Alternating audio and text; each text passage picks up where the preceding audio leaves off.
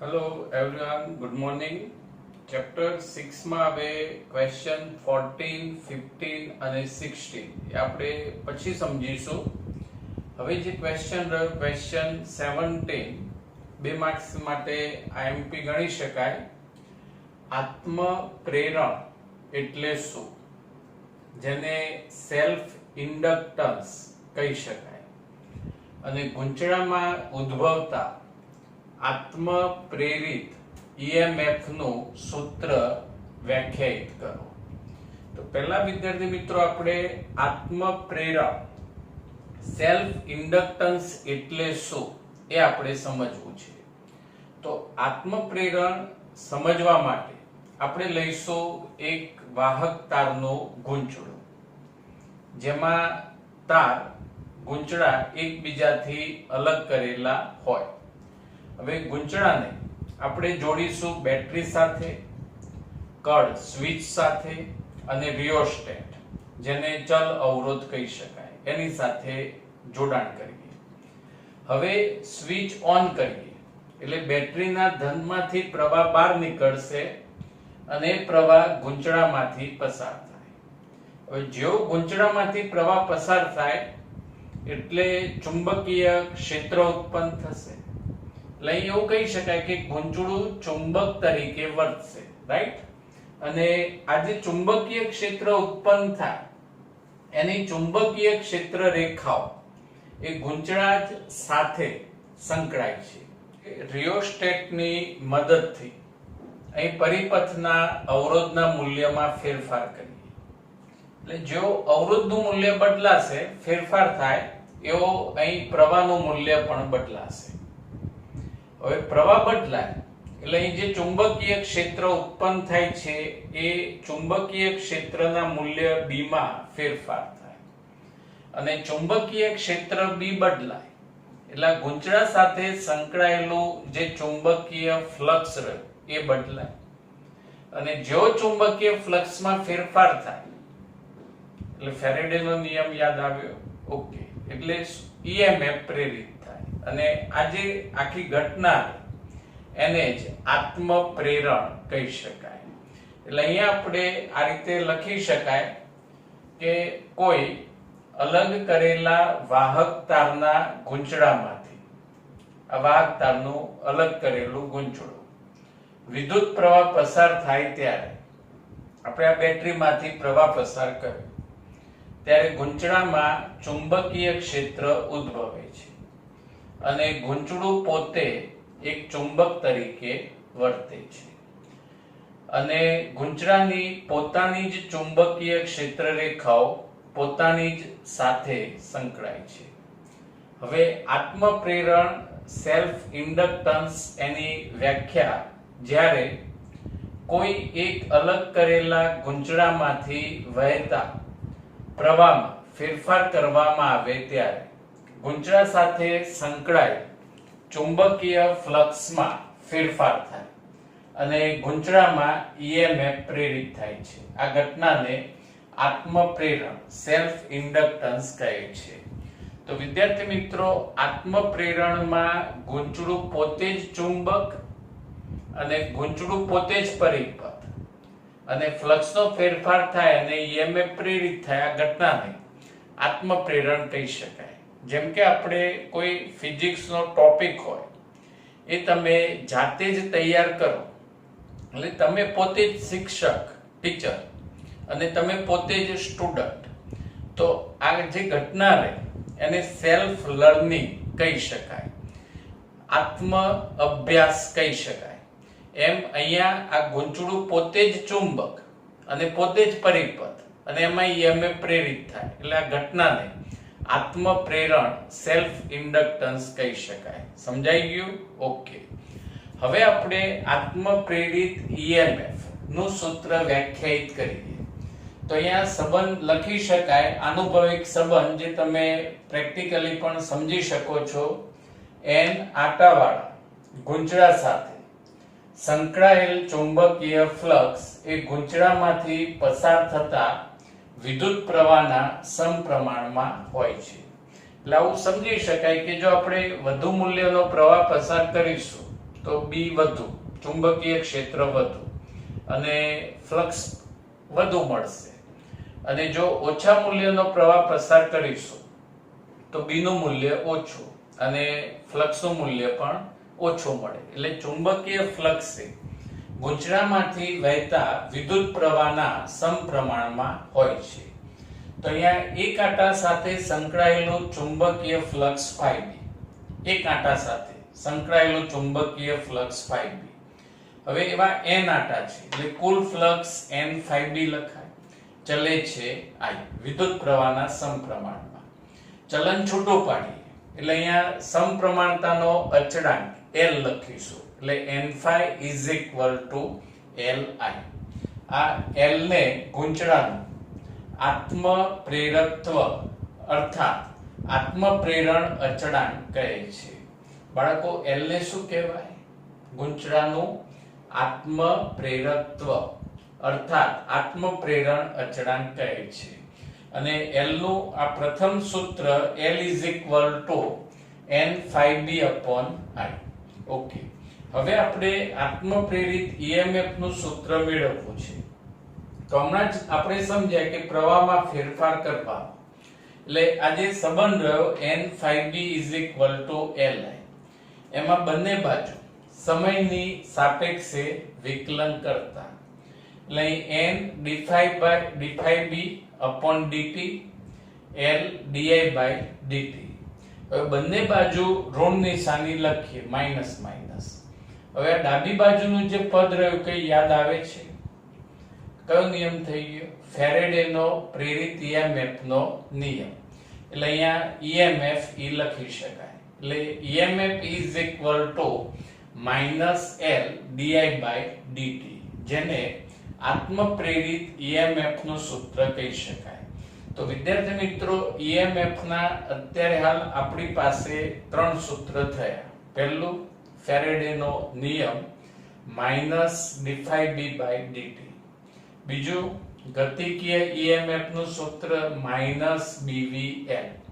અને આત્મ પ્રેરિત EMF નું સૂત્ર EMF is equal to minus L di by dt. હવે આ જે EMF રહ્યું એ ગૂંચળામાં વિદ્યુત પ્રવાહના ફેરફારનો વિરોધ કરશે. કેમ કે આ EMF એ લેન્ઝના નિયમને અનુસરે. એટલે જેને કારણે EMF ઉત્પન્ન થયું, કોના કારણે ઉત્પન્ન થયું? પ્રવાહના ફેરફારને કારણે. એ એનો જ વિરોધ કરે. આથી આ EMF ને બેક EMF કહે છે. હવે વિદ્યાર્થી મિત્રો, L ની એટલે કે આત્મ પ્રેરકત્વની બે વ્યાખ્યા, એના શક્ય એકમ અને એનું પારિમાણિક સૂત્ર તમારે MCQ માટે યાદ રાખવું પડે. તો આપણે હમણાં જે લાસ્ટ ક્વેશ્ચન ભણ્યા એમાં સંબંધ હતો n phi is equal to Li.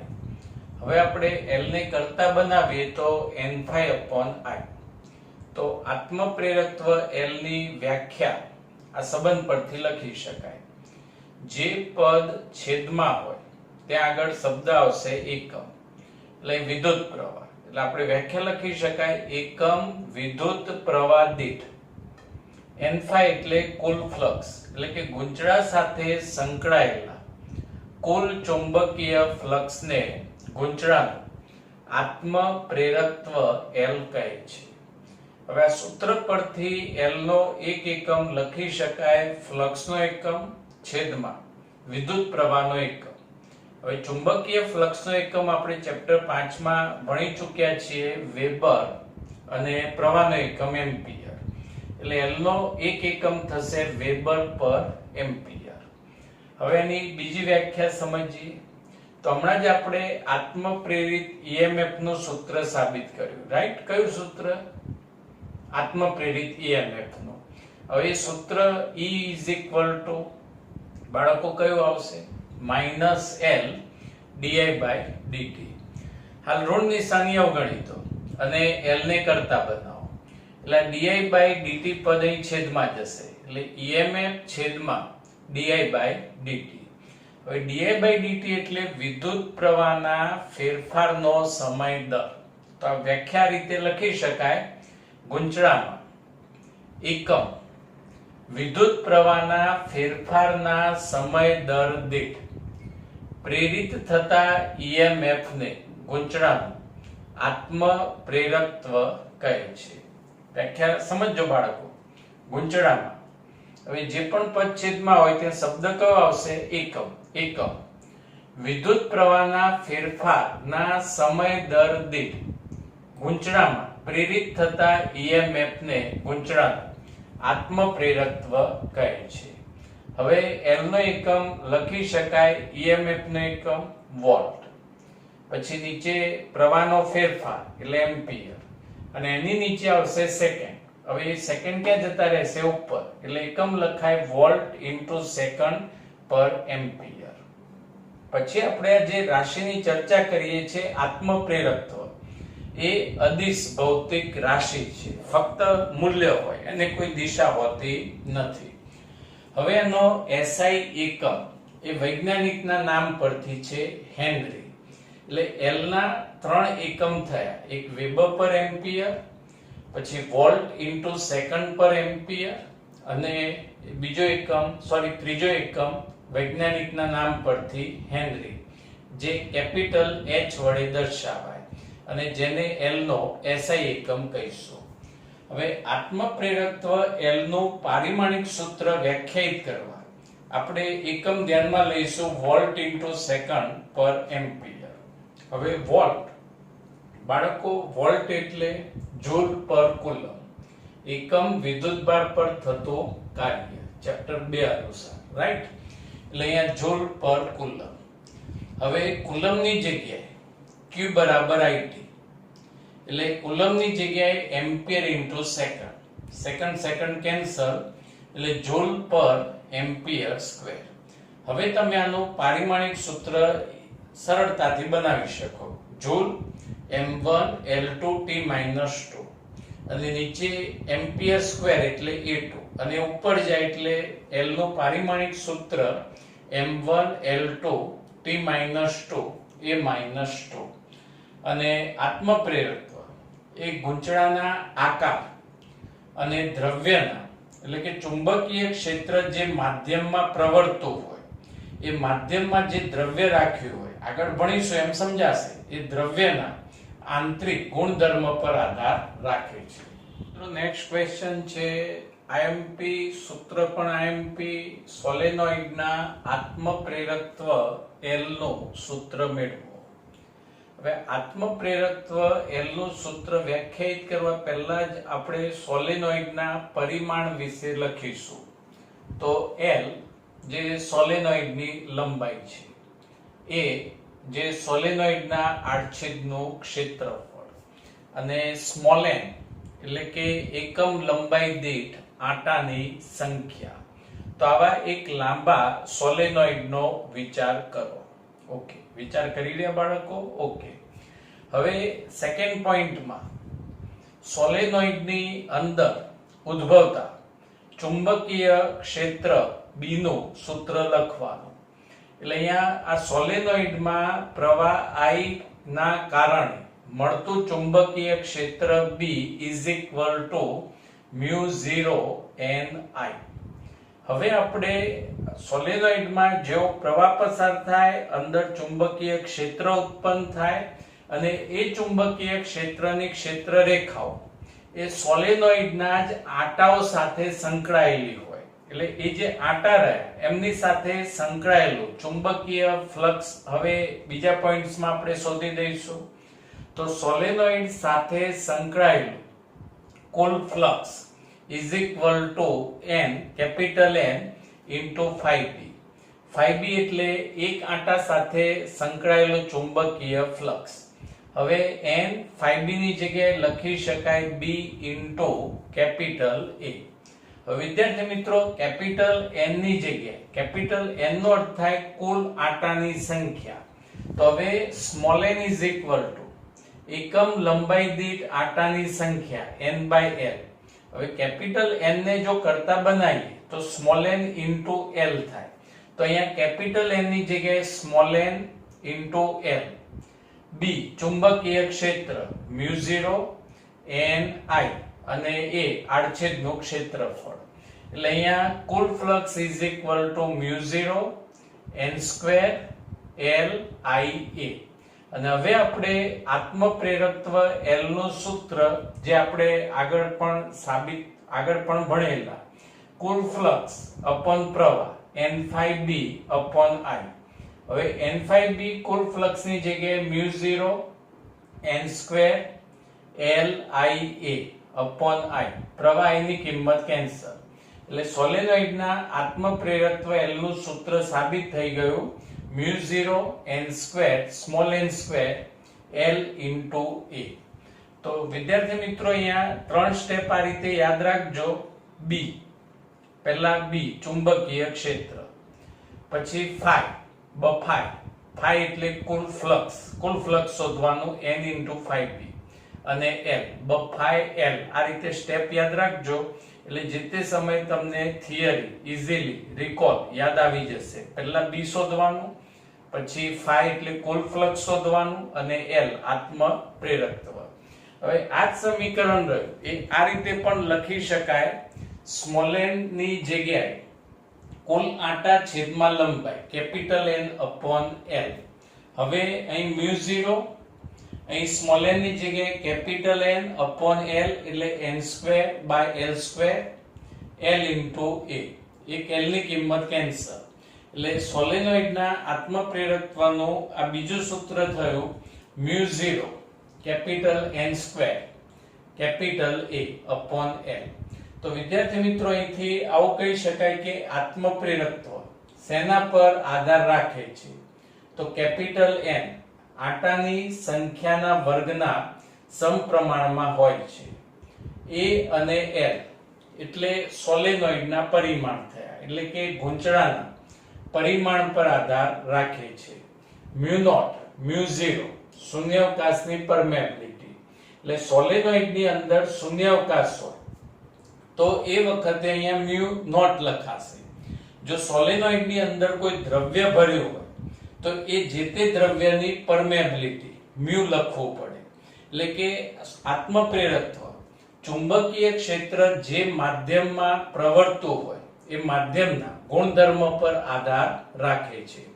અને બીજી એક વસ્તુ ખાસ યાદ રાખજો, આ જે સૂત્ર રહ્યું L is equal to n∅b upon I.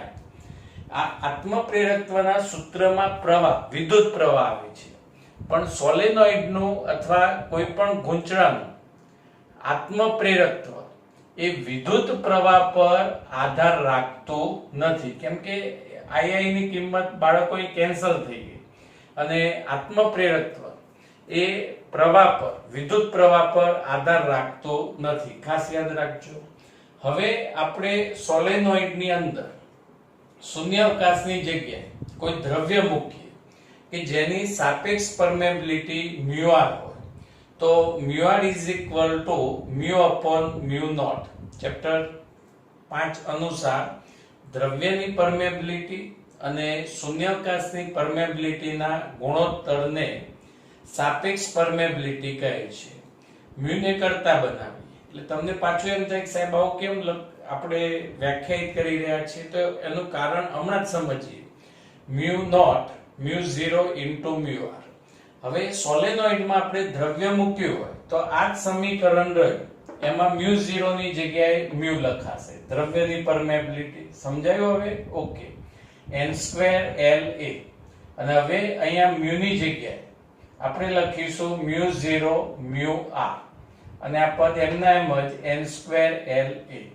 હવે આ બધી જ ચર્ચા પરથી છેલ્લે પાછું એવું કહી શકાય કે ગૂંચળાનું આત્મ પ્રેરકત્વ તેના આકાર, પરિમાણ અને ચુંબકીય ક્ષેત્ર જે માધ્યમમાં પ્રવર્તતું હોય તેના પર આધાર રાખે છે. અહીંયા નોટ્સની અંદર આપણે ચુંબકીય ક્ષેત્ર જે માધ્યમમાં પ્રવર્તતું હોય એની જગ્યાએ આવું લખ્યું છે કે આંટા જે માધ્યમ પર વીંટાળેલા હોય તેના પર આધાર રાખે છે. હવે વિદ્યાર્થી મિત્રો ક્વેશ્ચન 19 જેને મોસ્ટ IMP ક્વેશ્ચન કહી શકાય. ક્વેશ્ચન બે રીતે એક્ઝામમાં પૂછી શકાય.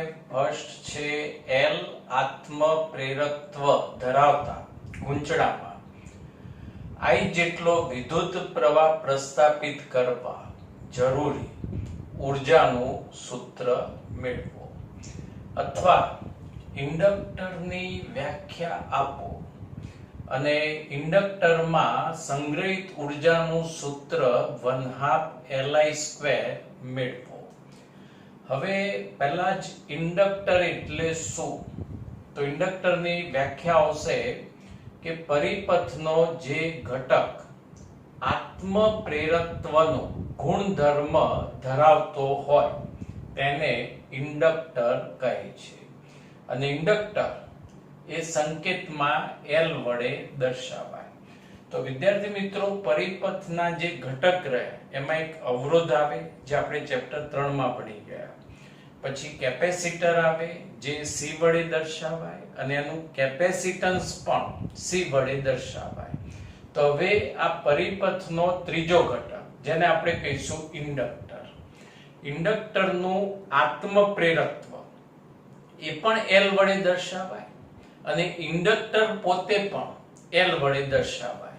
હવે જેમ અવરોધનો પરિપથનો સંકેત હોય, કેપેસિટરનો પરિપથનો સંકેત હોય, એમ ઇન્ડક્ટરનો પરિપથ માટેનો સંકેત આ રીતે આવશે. હવે જે છેડેથી પ્રવાહ દાખલ થાય ત્યાં પ્લસ ધન સ્થિતિમાન ગણાશે અને જ્યાંથી પ્રવાહ બહાર નીકળે ત્યાં સ્થિતિમાન ગણાશે ઋણ. હવે વિદ્યાર્થી મિત્રો, આપણે ધોરણ 11 ચેપ્ટર 5 માં પદાર્થના જડત્વનો ગુણધર્મ ભણેલા. હવે જડત્વનો ગુણધર્મ એટલે ફેરફારનો વિરોધ કરવો. ફેરફારનો વિરોધ કરવો. તો અહીંયા પરિપથમાં જે EMF પ્રેરિત થશે એ પ્રવાહના ફેરફારનો વિરોધ કરશે, એટલે આપણે એને બેક EMF કહ્યું. અને હવે આ જે આત્મ પ્રેરકત્વ L રહ્યું એની કમ્પેરિઝન આપણે જડત્વ સાથે કરી શકાય. એટલે હવે નેક્સ્ટ પોઈન્ટમાં લખાય કે આત્મ પ્રેરકત્વ એ જડત્વની ભૂમિકા દર્શાવે છે. બીજો એક MCQ, આત્મ પ્રેરકત્વ L ની સરખામણી યંત્રશાસ્ત્રમાં કઈ ભૌતિક રાશિ સાથે કરી શકાય? તો યંત્રશાસ્ત્રમાં પદાર્થનું દળ એ જડત્વ દર્શાવે, એમ વિદ્યુત શાસ્ત્રમાં હમણાં જ આપણે કહ્યું કે આત્મ પ્રેરકત્વ એ જડત્વ દર્શાવે. એટલે આત્મ પ્રેરકત્વ L ની કમ્પેરિઝન યંત્રશાસ્ત્રમાં પદાર્થના દળ સાથે કરી શકાય. એટલે અહીં આપણે લખીશું કે તે યંત્રશાસ્ત્રના દ્રવ્યમાનને સમતુલ્ય છે. હવે આપણે સમજીશું કે આજે બેક EMF ને કારણે ચુંબકીય ક્ષેત્રમાં કેવી રીતે ઉર્જાનો સંગ્રહ થાય. એટલે આપણે જો પહેલા જ ક્વેશ્ચનમાં કહ્યું છે કે જરૂરી ઉર્જાનું સૂત્ર, અને બીજામાં પણ એવું કહ્યું છે કે ગૂંચળા માટે U એટલે કે સંગ્રહિત ઉર્જાનું સૂત્ર 1/2 Li² મેળવો. તો એનું એક્ઝેક્ટ કારણ સમજીએ. બેક EMF કોનો વિરોધ કર્યો? પ્રવાહના ફેરફારનો વિરોધ કર્યો. પણ આપણે હાર માનીશું નહીં અને ગૂંચળામાં પ્રવાહ પ્રસ્થાપિત કરીશું જ, પ્રવાહનો ફેરફાર કરીશું જ. પણ આપણે એ જે બેક EMF રહ્યું એની વિરુદ્ધમાં આપણે કાર્ય કરવું પડે, અને એ જે કાર્ય કરીએ એ ગૂંચળાના ચુંબકીય ક્ષેત્રમાં સ્થિતિ ઉર્જા સ્વરૂપે સંગ્રહ પામશે.